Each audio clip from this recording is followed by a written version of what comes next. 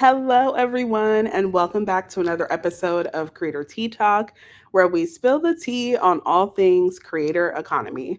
I am your host, Jade Powell, and I'm so excited to have you all joining me today.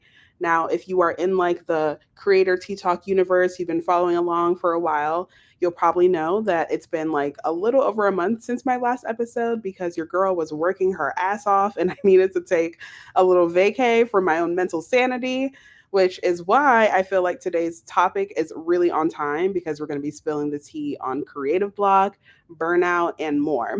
Now, if you weren't aware, May is Mental Health Awareness Month, and as someone who has been struggling mentally, I feel like it's such an important topic to speak to just because whether you're a creator, marketer, entrepreneur, or all around icon like everyone on my panel today, we have to think about how our work impacts our mental health and how our mental health impacts our work.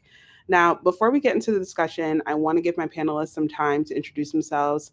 I want to kick it off with someone who has had what I'm going to call the unfortunate pleasure of listening to me regale about my own struggles as a creator. Miss Nicole, please hop on the mic, introduce yourself, tell us where you're from, and feel free to popcorn it to someone else. Thanks so much for having me today, Jade. And it is an honor to always listen to the things that we all go through, that we're not all alone in this. So my name is Nicole Tabak. I'm a freelance copywriter and content strategist. I'm also the founder of my own newsletter, Social Media Detox, which is a weekly newsletter talking about exactly what we're talking about today: mental health, wellness, and burnout for creators. Mostly annoyed at the idea that we all have to compromise between being online and doing our jobs and being mentally well. So I'm very excited to be here to talk about all of this today, and I'm going to popcorn it over to Luz. Thanks, Nicole. And I'm a big fan of your newsletter. I actually was reading it this morning. So if you're not signed up for Nicole's newsletter, definitely do so. I'm Luz Corona. I'm community editor at Adweek. I mostly cover our voice section, which is our op-ed section, but also do a little bit of moderating, podcasting, all the above. And just to give a picture of the burnout going on my end, I just finished a session on stage at a work event, and now I'm here with you lovely people. So I feel like very timely topic, and thank you, Jade, for inviting me to be part of the convo. I will pass it over to Stephen. Thanks, Luz. Hi, everyone. I'm Stephen Sharp Jr. I am based here in Brooklyn, New York. I use my platform to kind of talk about rest over hustle, which basically means just prioritizing rest and wellness and caring for your mental health is just showing that it's just a lot, just as important as working hard and achieving success. So I like to do that through my content. I'm also the founder of Novius Creative Studios, where we represent a handful of other creators and help advocate for them between them and the brands. And it's also like, where I filter a lot of my content through. So I'm really excited to talk about burnout because, my platform is really centered around mental health awareness, and I consider myself a mental health advocate. And I have also personally been through burnout, so I'm happy to share any knowledge to help others not experience it the way I did. Oh, and I will popcorn it to Christina. Hey, thanks for having me, everyone. Jade, it's an absolute honor. I love how you use your platform. I'm Christina Garnett. I am a fractional CCO and advisor for startups and agencies. I was deeply burned out as a social strategist for ICUC under Dentsu when COVID hit, and so actually pivoted from 100% social strategy to having it be a part of my roles. I left corporate at the end of last year, which is also a burnout story, but I'm thoroughly impressed with the panelists here, and I'm honored to be a part of it. Thank you so much for having me, and I will popcorn it to Elizabeth. Hi, everybody. I'm Elizabeth. I'm really excited to be here today. I've been listening to podcasts for a while. I am influencer marketer. I've been doing this since the early days around 2012, 2013. And I've worked in all different industries and niches, in-house and at agency. So know all about the agency burnout, which I know everybody knows is real. And the creator burnout as well. So very excited to have this conversation, and I'll pop it over to Nikita. Thank you, Elizabeth. Hey, y'all. I'm Nikita. I'm a freelance art director and author of a kid's book about emotions. And even though it is a kid's book, it also is a book that grown-ups can use too, because it is a coloring book where it allows you to get into your feels. But also, if you have a little person that you know, a little human that you live share it with, you definitely can share it with them too. Um, to even just talk about my experience with burnout. I'm a freelancer because I really got burned out working from a large agency to small agency to working for a startup and having a really cool opportunity to turn layoffs because they were downsizing into a pivot into how to navigate my own career. So I'm really excited to hear everyone's stories and contributions to um, getting through creative block and burnout and lifting as they climb. Thank you so much, y'all. And as you can see, aside from being iconic, there is a very common thread that is connecting us all, and that is we're working in spaces that require a lot of energy from us, which is why I'm so excited to share this space with you guys. But I want to go ahead and get started. Let's jump right in. I want to start off with a report that I was reading by Tasty Edits. And if you guys aren't familiar with Tasty Edits, it's this really cool video editing platform for creators. But last year, they conducted a creator survey, and the results showed that 79% of creators have experienced burnout. And then that figure increases to 83% amongst creators who are struggling to monetize their content. So I'm curious, what do you think? Well, why do you think burnout happens so often for creators? And what is it about monetization specifically do you feel like makes it more of a challenge? I can take this one. Um, for me, what I'm seeing, and I've seen this as someone who I don't create content like on TikTok or anything like that, but I tend to do more in like the written space. But I've had a lot of people ask me if I'm going to monetize certain parts of my content creation, and it's always been a struggle for me because as soon as you monetize something, it feels like work. And it feels less like it's due to passion or it's due to love or it's due to something that you genuinely care about. And so there's this fine line between how can I create something because I genuinely have a love for it, and that monetizing it doesn't make it necessarily work, but it also doesn't mean that I'm selling out. It doesn't mean that I'm lessening the reasons why I'm creating that content. And I think there's a sense of connection between burnout and purpose. It's really hard to wake up every day and see the world burning, and you're like, and we've all done this. We'd be on Twitter and be like, guess I got a tippity tappy on the keyboard while the world burns, and just it doesn't mean anything. And I think that that also plays a huge role. We, as social media people and as creators, you tend to have to be tapped in. You have to know what people are talking about. You have to know what's happening in the cultural zeitgeist, and then you either are reacting to that or you are avoiding that. But it's really hard to create and have it feel like it means anything in this space, like it means anything in the world where so many horrible things are happening. And so you have to decide, like, if I'm making something funny, is that is that tone deaf, or is that something that people need right now? And I don't think there's a right or wrong answer to that. I think it very much is an independent decision, but I see a lot of people, myself included, struggling with that. Yeah, Yeah, I would. wow. Oh, go ahead, Oh no, Stephen. please, no, please do. I was just going to add that another thing that's unlike the TV. I know we all, I don't, maybe everyone doesn't remember. I don't know everyone's age, but back in the day, TV used to go off, right? At a certain time, there was no more programming. We're now in this era where social media, TV, content as a whole, there is no off. It's 24/7. There's this constant stream of an algorithm and a feed that needs to be fed, and the demand to feel like you need to keep up, especially as you are growing your channel, and growing as a business person who has to be an entrepreneur as a creator, and then a creative person who wants to grow creatively. The demand that you put on yourself to keep up with all of those things, um, is quite challenging, especially if you do not have the tools to have great, resources like a therapist or a talk space or somewhere that you can let out your the things that you need to release.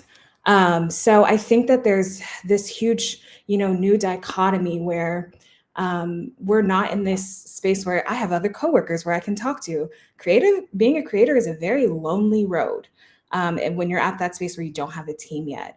And so taking on all of those things and still needing to know that I've got to put food on my table, support my family, or do whatever those things may need to be, can create a huge burnout for an individual. And a lot of times, the percentage of creators that are making enough money to, one, afford resources, and two, be able to afford to take a break is pretty small. So the amount of creators who have to keep going to feed the algorithm, to make money, or to do their creative thing for so many hours of the day, but then have that other job that is actually giving them the finances to, live, is truly exhausting, and it's very hard to juggle. So I think that's, I don't want to say one of the things, but that's one of the many things that can contribute to creator burnout. And juggling that is quite a beast. Yeah, I think Christina and Elizabeth, you both like touched on some very important parts. I think purely the demand for content and the competition to excuse me, the competition for views, for partnerships, for budgets, especially now, I read reports every day about brands budgets shrinking, and like people, businesses going out of, just Express just filed bankruptcy. So like we're absorbing, like you said, like we have to be tapped into the zeitgeist. So like we're seeing all of this in our inboxes, but we're still made to perform because there is that demand. Like from personal experience, like I am a full-time content creator. This is my primary source of work. And, I'm very fortunate that like I can take some time away, but even that is very limited, when I'm not working, or if I'm not at my email, like things aren't happening. I don't have a team behind me. And I think also, the conversation around community is really important as well. And that's something that creators don't typically find, because of that competition. A lot of creators see other creators as their competition. So it creates like this isolation where everyone's creating, trying to protect themselves for their content to not be stolen, etc. So yeah, there's just like a lot of demand that will lead to burnout. Because what I've learned is that burnout is just from a lack of need, or it's from the lack of getting something that you need. This feeling of, I need to keep moving, I need to keep moving, and I need to rest, but I cannot do it.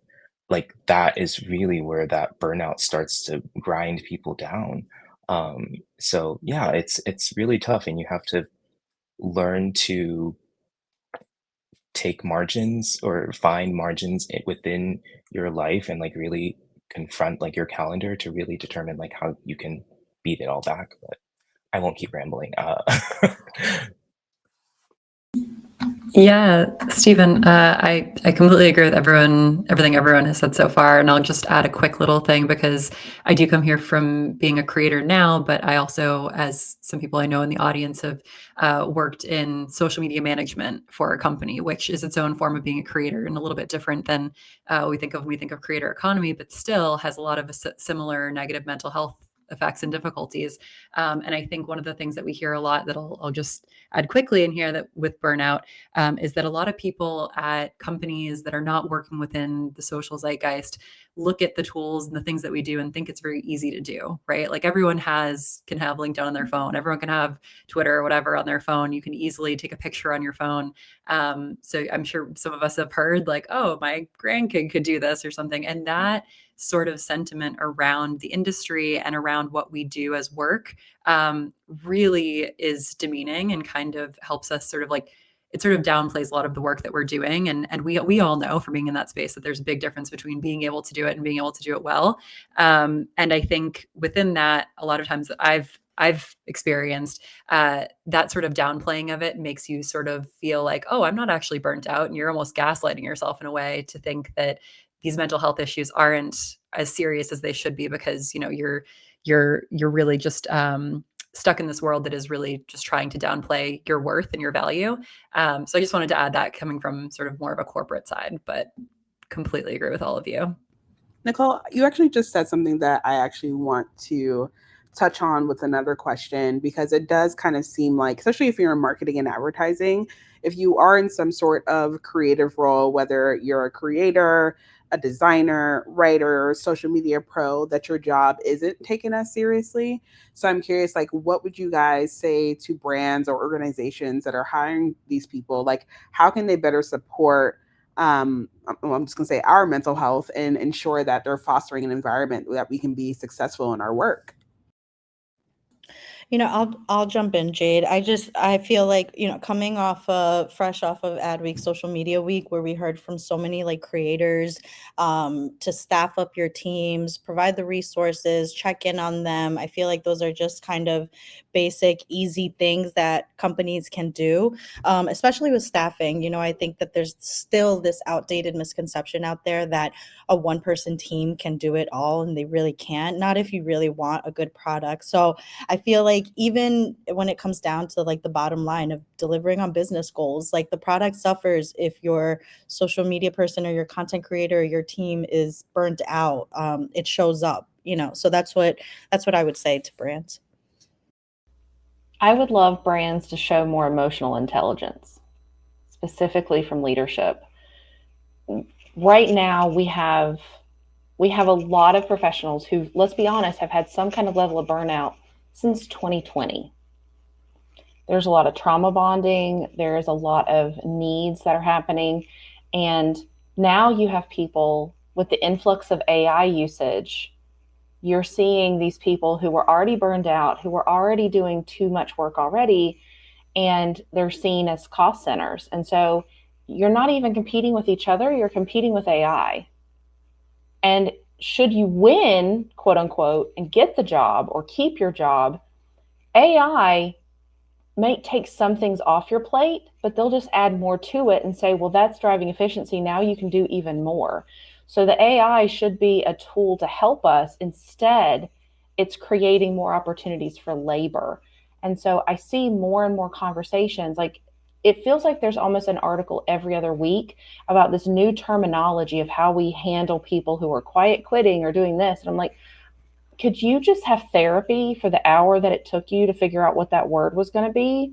Because the emotional intelligence is so lacking, and the context that people are feeling. The Apple ad is a great example of this. If you take the Apple ad in a vacuum, it seems fine. I get it. You smash everything and it turns into this really thin iPad. But nothing is in a vacuum.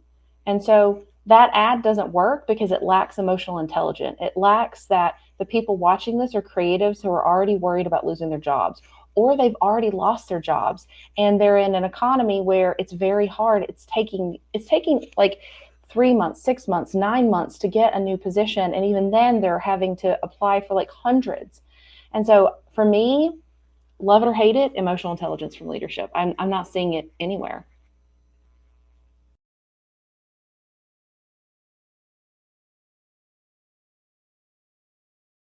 Did anyone else want to add anything? If not, I can go to the next question, because I think Christina just chopped it up, really, especially with She the really Apple. did. She really Yeah, did. I have nothing to Yeah, add there. Christina crushed it. yeah, Because it's okay. just like I've seen all of this, like I've experienced it, like I've experienced the callousness of brands with my content. So like for context, I lost my mother last year and still had like deadlines to hit, and I had a brand, uh they had already signed me to the partnership and to the project, and I just needed them to give me what they wanted for the content, to give me a brief. And I saw the notes on my content that was like, or on my platform that was just like, oh, his content um doesn't seem like he doesn't look very excited in all of his content, but it seems to work for him. And it just sounded the way it was presented, because they continued to like lay into my platform. But I was like, one, I've already been hired. So I'm also just like, if you had scrolled a little bit or read even my captions, I talk a lot about my grief experience.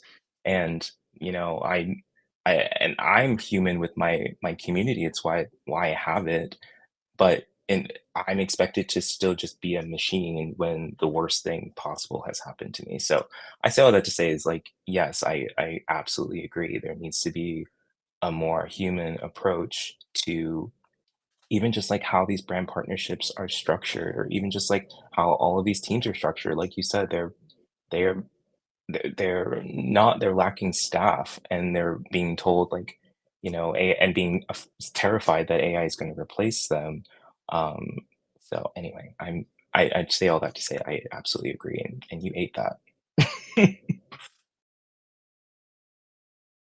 Stephen, thank you so much for sharing that example, because I feel like it really does allude to what Christina was talking about like the lack of emotional intelligence. And it makes me wonder, like, if you guys have any suggestions for brands who are teaming up with creators and influencers who are like going through a hard time, may not be at their best, or experiencing mental health struggles. Like, what would you guys feel is like the preferred form of communication, or what is like, the thing they should be considering before they even hit send on that email?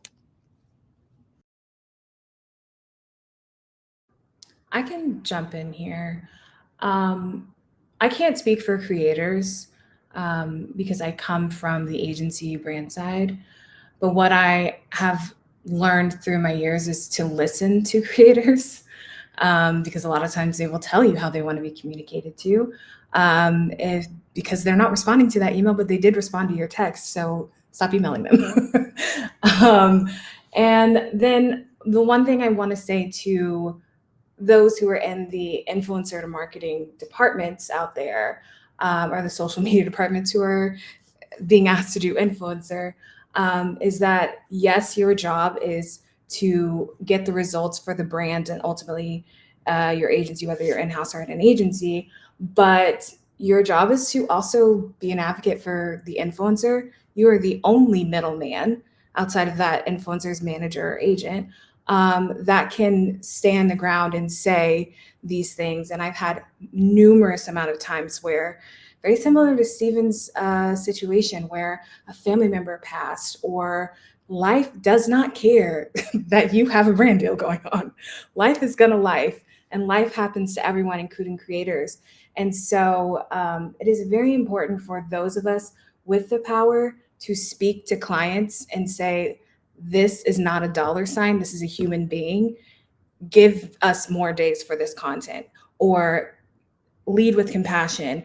Or if you have a client, sometimes it's just not possible. Sometimes, I'm sorry, but clients are a-holes sometimes. They're people too, but the things that we get back are a little wild. And you have to be that buffer. So, you also have to have that emotional intelligence to say, I'm not copying and pasting that comment. This is how we're going to communicate it. Because I always, when I come into any situation, I say, I have 3 clients: the person who's hired me, which is usually the agency, my client, and the influencer.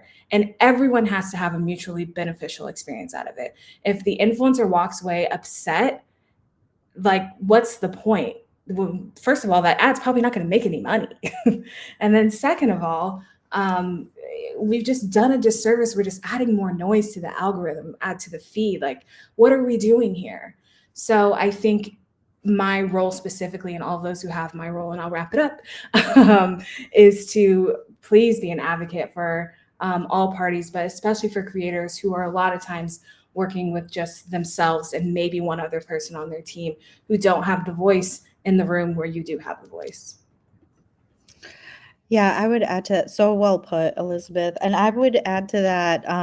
I think brands and just leadership, they just need to be able to listen to what these social directors and the direction, like, and what they're saying. If there's like a major event going on in the world, we've seen some really horrifying stuff, especially over the last few years, and your social media person is telling you, listen, sentiment is just kind of not there. We need to take a pause. I think it's really important for brands to listen. There's a reason you put that person in that position. They have ears to the ground, and they're telling you, like, now is not the time to talk about our upcoming event, or, or share this. this or that. So I would say that as well.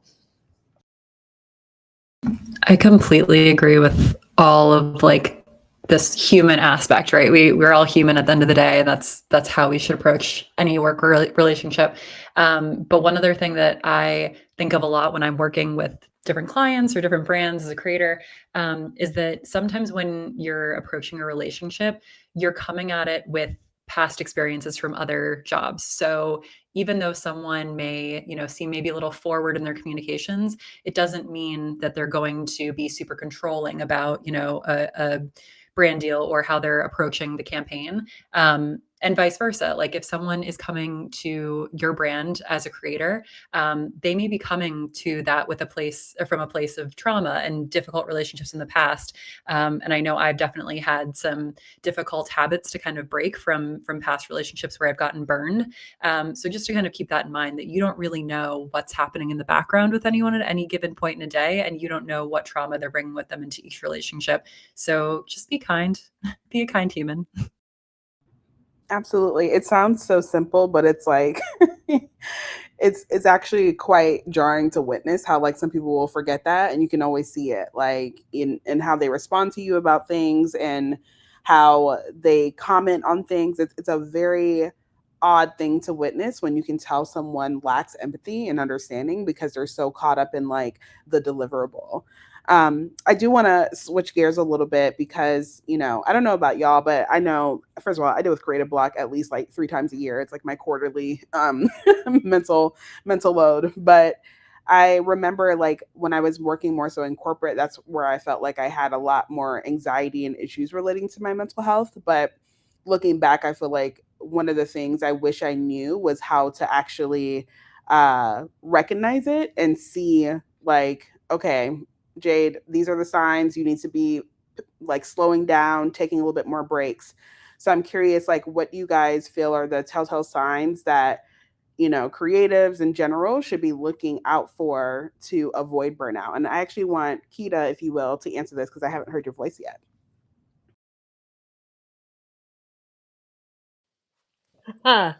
Telltale signs of burnout per se. Oof. Personally, I've had to really look at not just my day-to-day routines when it comes to really looking at burnout and looking at those really important signals to pay attention to, because we all get those roadblocks of sitting with a brief and then throwing the rubber ball against the wall until we finally get enough bad ideas to get to the good idea. But I think personally, some of the telltale signs of burnout that I've experienced has been when I realized it's not just that the ideas weren't coming, and it wasn't just because the work was bad per se, because that's just a natural ebb and flow of the process. But it really came down to recognizing that not only my working life, my daily life was impacted by how much I'd put so much of my energy into it without recognizing I needed to balance my job as also being human.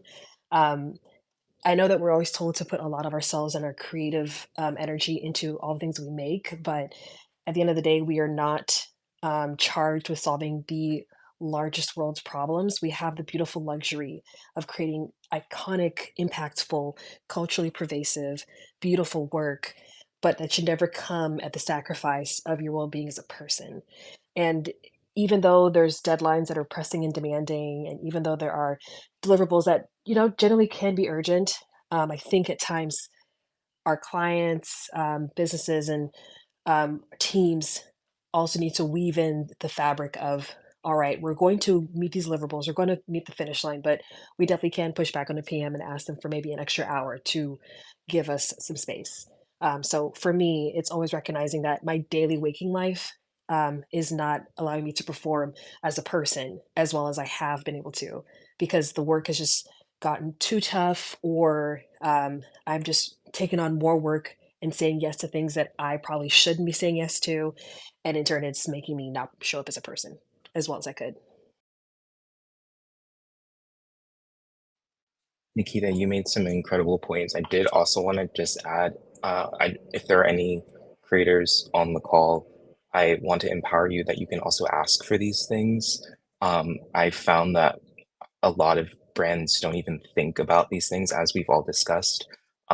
So, really be honest about your schedule. And if you can't deliver a creative brief for like 8 different assets by in 2 days, then ask them for the weekend.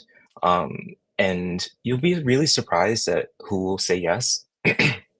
But like everyone has said and like Nikita pointed out, is like, there are PMs, there's a whole structure over everything that's trying to move things as quickly as possible because we're all in capitalism. But so like there's always going to be some sort of machine that's kind of pushing things forward. But the only way that we can really fight back burnout actively is to ask for the space that we need. And sometimes that does put us in uncomfortable positions where we're just like, hey, I really can't do this in 24 hours. Can I please just have 48 or, a weekend? So I don't know. I just wanted to, I feel really deeply about creators and their mental health and their well-being because I relate to them, but I did want to just empower them to ask for these things as well. Stephen, I'm actually really glad you said that because I do think with a lot of us, we're sometimes the opportunities feel so far in between and we end up operating out of this space of scarcity, which makes us feel like we constantly have to be like say yes to everything and we can't, do things for our own well-being. And I feel like we also literally what you just said needs to remember that we do have autonomy in these relationships. Like just as they're asking us to do things, we can ask them to do things in return. And I really wanted to hone in on the fact that if anyone is ever rushing you, go ahead and charge that late fee, baby, Here, because here. I collect the hear check. that. Snap, snap. Secure your bag. um, but with that said, we have about a little over 15 minutes left. As much as I love where this conversation is going, I do want to give some time for those in the audience to join the discussion and or ask any questions they may have. So if you're in the audience and you want to share anything, or if you want to ask anyone on the panel a question, please raise your hand and I'll pull you up. If not, I'll just keep asking questions, but I'll give a little bit of time for people to do that.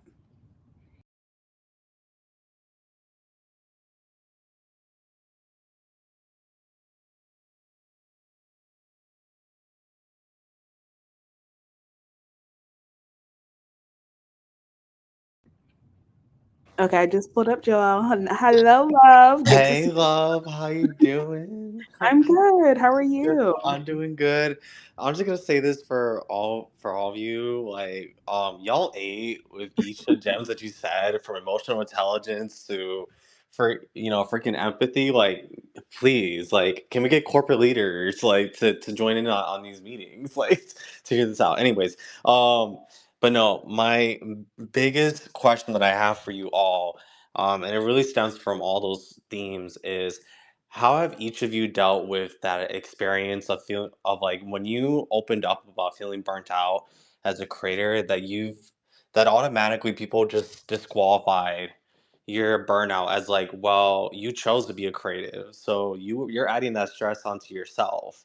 And then on top of that, a follow-up to that is, how in that experience, how have you translated that learning or whatever insight that you gain from that, to then take it to brands to say, hey, we really need to listen to creators as an equal, as a partner, and not just, oh yeah, we just hired it on to carry on a task. It's like, wait, what? Like, you hired that creator to expand your brand into a new market. Like, and also too, you don't want to burn a relationship. Like, that's marketing 101. I mean, community is queen, you know.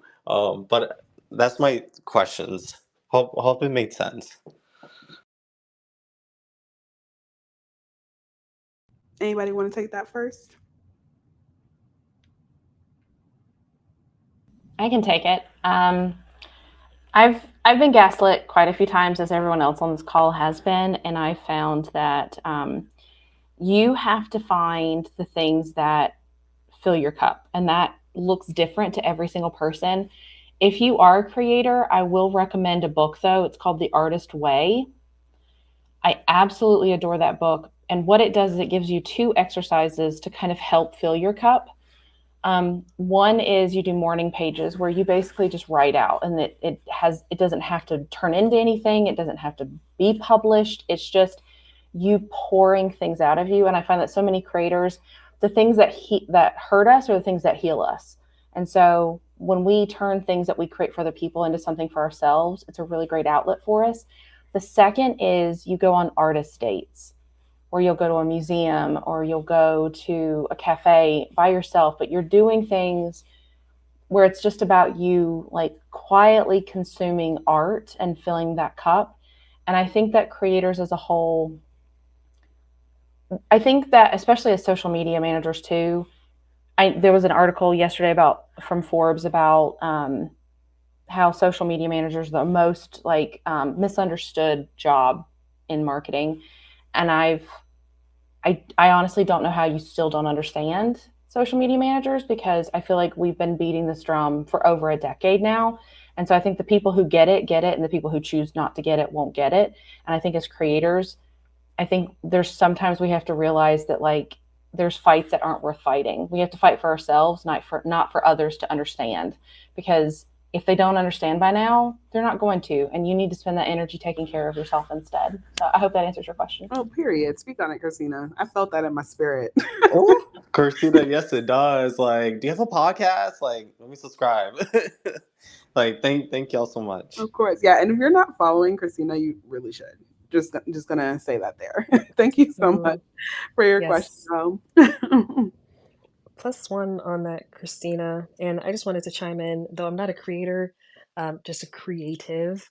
I think we all can understand and empathize with the frustration of you have this role in an industry that some would say is like a luxury to even participate in, and do experience being gaslit of your problems aren't really problems that you're complaining about just because you have to make an ad, like you have to make a banner ad, or you have to like come up with a social media strategy, or to come up with like a social post in like the next couple hours. It can't be that hard. I can talk about that for a long time, about how frustrating it is for people to say these deliverables should not take as much time as it should without realizing the mental and actual like labor involved with different art boards, different versions of a thing being sent to back to client and having like version 5.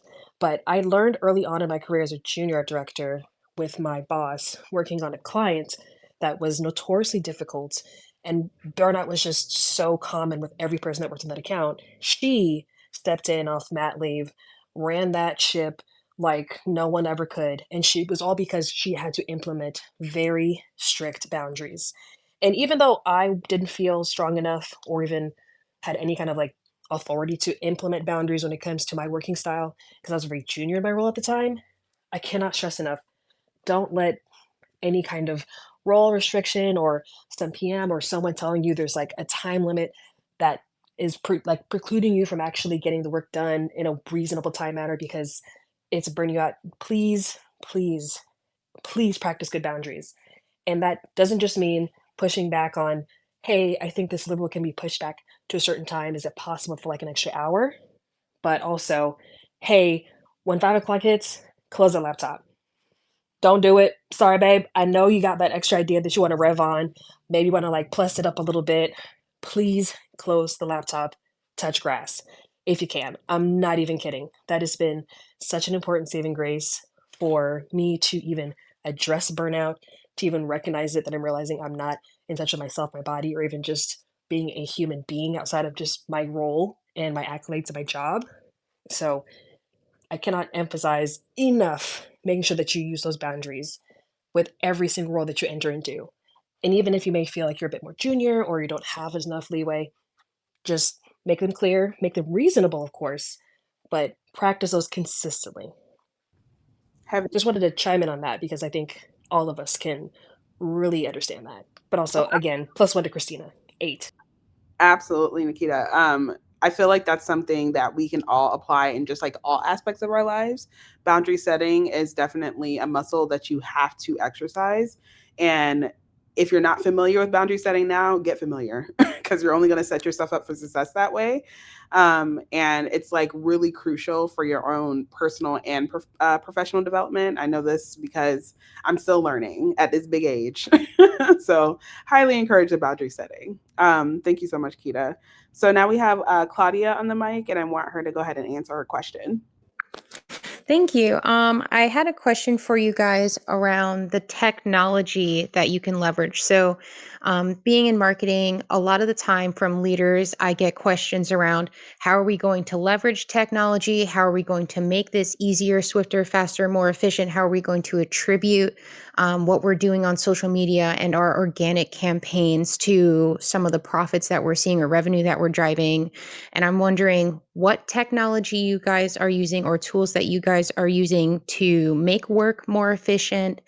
And also just a little bit of a complaint towards, and maybe you guys can speak on this as well, is that I feel like a lot of the technology that we are seeing now is taking away the best parts of being on social media and in the creative space.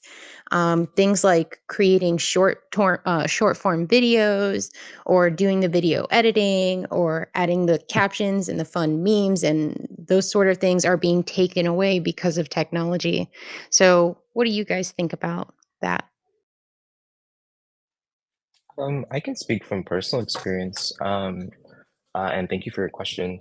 One of the I use ChatGPT for copy, because identified that writing copy was such a drag on my brain, and like I used to write books when I was a kid. Like I'm not like illiterate, and like I know how to like write things out. But something about putting so much energy into a visual aspect of the deliverables of the project that I'm working on, and then switching into like this more like wordy portion of I just my brain can't do it. At least not in the time frames that we're assigned to. So I use GPT, and I use it as kind of like, I will put in my ideas just kind of brain mapped, just thrown into there, and ask it to give me some options. And then from those options, I kind of go back and forth refining the copy so that it's not just like this copy paste. Because I think that's one of the things that people are afraid of. At least I know that a lot of brands are afraid of, is like, creators just like going into ChatGPT and having AI do everything for them. But like when it's used in a way that, is helping facilitate a creative process, I don't think it's that bad. But I use that pretty frequently. I don't use any of the visual aspects to it. Yeah, I can. I'll speak first to the marketing standpoint, specifically influencer marketing, and less so organic social. So for me, when I choose a platform that we're going to run campaigns on, or use for analytics, I always have my team input. So at the last agency I was at, I actually took, because they had already had a service in place when I got there. So I actually took about 4, almost 6 months to choose our next platform, because I wanted every single person to have met with the platform representatives in depth and really know what the platform was about and have used that platform. Because a lot of times agencies tend to jump into platforms and then 3 months down the line, you realize it can't do this thing. And then with the work that we were already doing, it was asking them to write down every single pain point that they had, what was taking too long, what was making things more inefficient. And from there, everyone voted, and we chose a platform. We actually landed on 2 platforms. So we realized that no one platform was doing everything the way that we needed it to.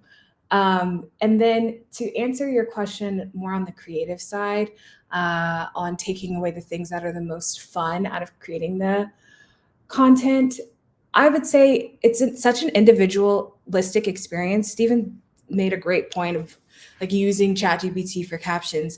If you hate captions, find something that does that for you, because as we're talking about burnout, a lot of times it's a parts of the job that we hate that lead to the burnout. So if you can find technology that helps you alleviate that while you're putting in all that you have creatively and all the love you have into the pieces that you like about the job, you're going to create really dope content. And no one's going to care that you used AI for a cut down for this video, but you put your love into the 10-minute version, right? So I would just say, like, take an individualistic approach to that.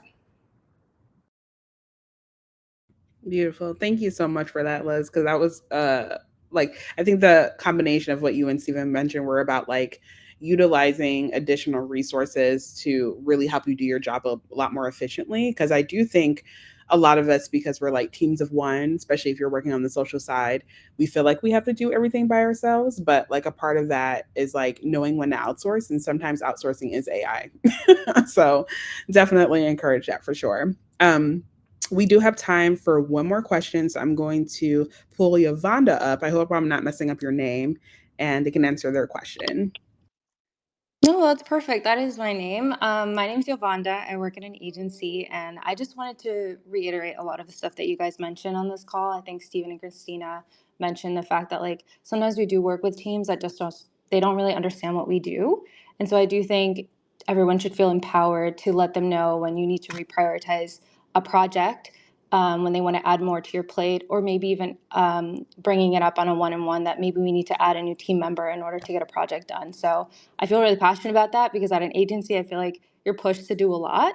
And sometimes your management or leadership doesn't really understand what you do. So feeling empowered to speak up and provide suggestions on how we can get it done, but accommodate a little bit could go a long way. That was it. Absolutely. I feel like I want to use myself as a cautionary tale to be to be honest, because all I can think about is like early age Jade and like the middle of her career, where I guess early middle of her career. And I would just be running around heated all the time, so pissed off because I'm like, no one is supporting me. No one is giving me the tools and resources that I need, but also not advocating for myself. And of course, I give myself grace now because at that time I literally had no clue how to advocate for myself. I didn't even know I could advocate for myself. I was just like, the people are giving me work to do and I'm sick. And it was so unfortunate because I would just be trucking along, doing my work, pissed off as hell, but like doing it and not complaining. And the fact that I wasn't complaining was the problem. And it honestly, which is so unfortunate now, it didn't take me to realize like I had to make some changes until it started impacting my physical health. So not just my mental health now, it became my physical health. Like literally had an issue where I had to go to the hospital because my appendix was trying to fall out my body. I was on my period for a month, which is like insane. So it's like all these things that once were just mental health issues were now manifesting physically. And it was so crazy because I remember the moment I was like, hey, I'm just going to go on vacation for 2 weeks. And I felt so much better. I was like, wow, all I needed was time, a break. And, you know, I think when you are in the early stages of your career, it can be hard to remember to, you know, set those boundaries, especially if it's not something you're familiar with. So that's why I really want to stress, like, you know, while it's always, of course, great to have people around you advocating for yourself, ultimately you do have to advocate for yourself and learn how to do that and make sure you're flexing that muscle consistently. So now I'm the queen of no. I say no as soon as anyone asks me anything, even if I want to do it. I say no just to exercise my own free will. But yeah, all that to say, boundaries are incredibly important. So I definitely encourage any creatives in this room to just really stand on business. You know, Jade, that's so funny because I feel like you're so right, and I'm so sorry that happened to you. But like, I feel like your body tells you, like those telltale signs, like your body tells you when you're about to have something. Like, and for me, you know, I learned after a while, it's like, oh, that's not heartburn, babe. You're having a panic attack, like, you know, and the body tells you what's going on, and yeah, I think. But going back to your point about being early on in your career, I just remembered this, like, just flashback to this. And Stephen, you had said we were going to be triggered on this, and here I am triggered. I remember day 3 or 4 of my new job at one of the ad agencies. My manager, she felt very compelled to deliver to the client, and she promised this very ambitious deliverable for the next day. And we were there till 5 in the morning in that ad agency office doing this damn thing. And I just remember like coming home and it is light out. And my husband, at the time he was my boyfriend, but he's like, oh man, is this what it's going to be? And I'm like, I sure hope not. But in that point, it's day 3 of the new job. What are you supposed to do? So I wish I could go back and tell her, like, tell my younger self, like, no, you didn't have to do that. You could have just gone home. There's not enough money in the world to be keeping you in an office until 5 a.m. You know what? That actually, well, thank you for sharing that, Luz, because yes, I feel like a lot of us have been there, but that actually makes me want to ask one final question. Like, just in a few words to each of you, what is something that you would tell early career versions of yourself about setting boundaries, advocating for yourself, or just taking care of your mental health?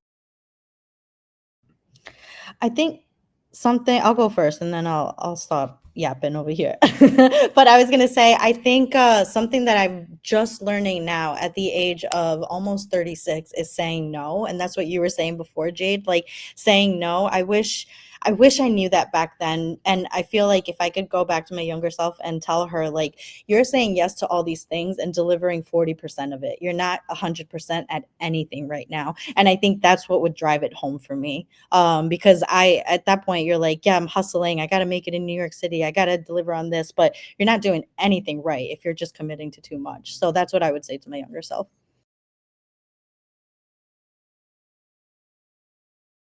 Yeah, on a similar note, like when I started telling people no is when things started to really improve. So yeah, I would tell my younger self, like, please say no, but also communicate what you need. I think that was the biggest thing for me, like from my own trauma, which I will not delve into. But I had a hard time deciding what I needed, and it really affected my work experience. And I'm the type of person, like, I will go hard because that's just like how I was raised. Like, I will continue to fight to, put out the best product I can possibly put out. People at the companies I worked at would abuse that. Like, I also used to run social, and yes, I was triggered from them from that story. But I was running like 8 to 10 accounts on all the social and like with no support. And of course, I was just like, this is how what I'm supposed to be doing. This is me hustling. But like, I would look back and I'm just like, you are foolish and you need to take a break. So yeah, ask for what you need, communicate what you need, and yes, say no. You do not need to do everything. Amen. Anybody else? Yeah, I would say I'm gonna say no on the side because yes, but I have this painting in my, well, I don't live there anymore. I just moved to Texas, but in my apartment when I was in LA, and it said, "No one is coming to save you, sis." And I wish that I had bought that when I was 18 because there was just, I think I'm the youngest out of my sisters, and so growing up, I always had them to like stand up for me to anyone else. And then when I got into the workforce, I had to be my own advocate and learn to say no, which just happened 2 months ago when I learned that, by the way. And, how to take a vacation and all of those things, and literally learn to save myself, because there's no one coming. It's you. You are saving yourself every single day. And you have to remember that because it's a hard lesson. Amen.